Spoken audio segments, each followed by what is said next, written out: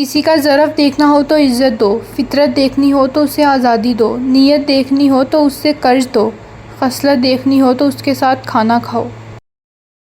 آپ کسی کو بھی دو چیزوں کے لیے زبردستی مجبور نہیں کر سکتے، ایک محبت، دوسرا عبادت۔ دونوں دل سے ہوتی ہیں اور دونوں کا رشتہ روح سے جڑا ہوتا ہے۔ ہمارے پاس سے ایک جنازہ گزرا، آپ صلی اللہ علیہ وسلم اس کے لیے کھڑے ہو گئے۔ جب ہم نے اس کو کندھا دینا چاہا تو معلوم ہوا کہ یہ یہودی کا جنازہ ہے۔ ہم نے عرض کیا، اے اللہ کے رسول، یہ یہودی کا جنازہ ہے۔ آپ نے فرمایا، بلا شبہ موت ایک المناک حادثہ ہے، جب تم کوئی جنازہ دیکھو تو اس کے لیے کھڑے ہو جایا کرو۔ رسول پاک نے فرمایا، صرف 3 جگہ پر جھوٹ جائز اور حلال ہے، ایک یہ کہ آدمی اپنی بیوی سے بات کرے تاکہ اس کو راضی کر لے، دوسرا جنگ میں جھوٹ بولنا، اور تیسرا لوگوں کے درمیان صلح کرانے کے لیے جھوٹ بولنا۔ کسی کو دکھ مت دو، کیونکہ معافی مانگ لینے سے بھی دل میں درد باقی رہتا ہے، جس طرح دیوار میں سے کیل نکالنے پر سوراخ باقی رہتا ہے۔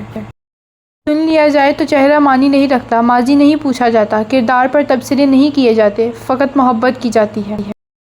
آج اگر زندگی مشکل ہے تو کل کی آسانی کا وعدہ بھی اللہ نے کیا ہے، تو مانگو، خوب مانگو، اللہ تمہیں امید سے بڑھ کر دے گا۔ کبھی کسی کو دکھ مت دو، کیونکہ معافی مانگ لینے سے بھی دل میں درد باقی رہتا ہے، جس طرح دیوار میں سے کیل نکالنے پر سوراخ باقی رہتا ہے۔ خیال رکھنا کہ تمہاری وجہ سے کسی کی آنکھ نم نہ ہو، کیونکہ تمہیں اس کے ہر آنسو کا حساب دینا ہوگا۔ اچھے لوگوں کا تمہاری زندگی میں آنا تمہاری قسمت ہوتی ہے، اور انہیں سنبھال کر رکھنا تمہارا ہنر۔ جو مسلمان کسی تکلیف میں گرفتار ہوتا ہے تو اللہ تعالیٰ اس کی وجہ سے اس کے گناہ اس طرح جھاڑ دیتا ہے جیسے درخت کے پتے جھڑ جاتے ہیں۔ روتا وہ انسان ہے جس نے رشتہ دل سے نبھایا ہو، ورنہ مطلب کا رشتہ رکھنے والوں کی آنکھوں میں نہ تو شرم ہوتی ہے اور نہ ہی حیا۔ محنت کا پھل اور مسئلے کا حل رب دے گا، یہ مت سوچو کب دے گا، جب دے گا بے حساب دے گا۔ چاروں لوگوں میں سے اس ایک کو عزیز رکھو جو تمہاری غیر موجودگی میں بھی تمہاری عزت پر کوئی داغ برداشت نہ کرے۔ جو شخص سوتے وقت 21 بار بسم اللہ پڑھتا ہے تو اللہ تعالیٰ فرشتوں سے فرماتا ہے کہ اس کی ہر سانس کے بدلے نیکی لکھو، جس کو بھی بھیجو گے وہ آپ کی وجہ سے ضرور پڑھے گا۔ یہ زندگی 2 دن کی ہے، ایک دن تمہارے حق میں اور دوسرے دن تمہارے خلاف۔ جس دن تمہارے حق میں ہو اس دن غرور مت کرنا، اور جس دن تمہارے خلاف ہو اس دن صبر کرنا۔ کسی کے خلوص اور پیار کو اس کی بے وقوفی مت سمجھو، ورنہ کسی دن تم خلوص اور پیار تلاش کرو گے اور لوگ تمہیں بے وقوف سمجھیں گے۔ زندگی میں آگے بڑھنا ہے تو بہرے ہو جاؤ، کیونکہ بعض لوگوں کی باتیں مایوسی میں اضافہ کر دیتی ہیں۔ لوگوں کے خوف سے حق کی بات کہنے سے نہ ڈرو، کیونکہ نہ تو کوئی موت کو قریب لا سکتا ہے اور نہ ہی کوئی رزق کو دور کر سکتا ہے۔